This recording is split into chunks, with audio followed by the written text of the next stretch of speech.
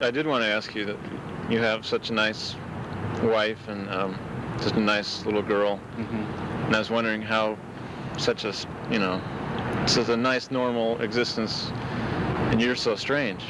Well, I'm not all that strange, really. And also, everybody beneath a lot of times a calm exterior is, the subconscious, right?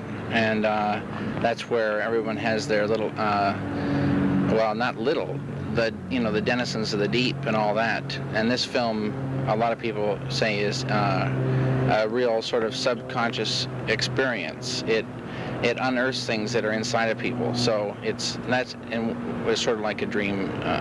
We shot an early scene of Henry just walking through here. We had a longer scene rigged up, and if you look down here, you can see what remains of a cat we had down here. Was this here when you got here? No, I brought this down here. Oh.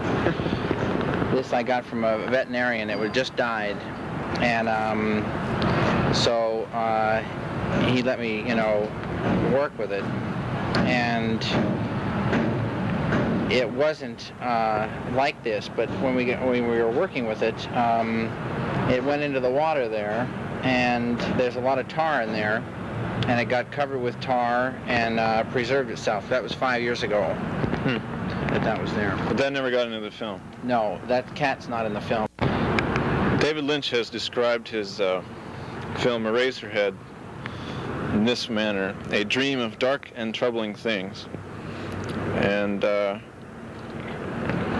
would you like to expound on that a little? No. No? All right. I thought I'd read some quotes from some national newspapers and see what David has to say about them.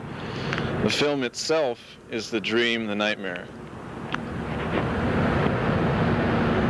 I'm not sure if I know what that means, but I guess... well, he's talking about it being a nightmarish film. Yeah. And this the whole reviewer... thing has a dreamlike quality to it, for sure. You can't tell a lot of times whether things are real or whether they're not real. So that's a fine statement, But it's more a dream than a nightmare, I think.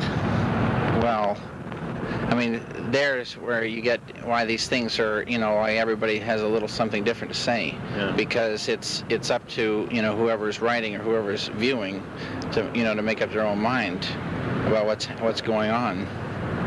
So it wouldn't do any good for me to say, anymore. Or for Fred to say anymore.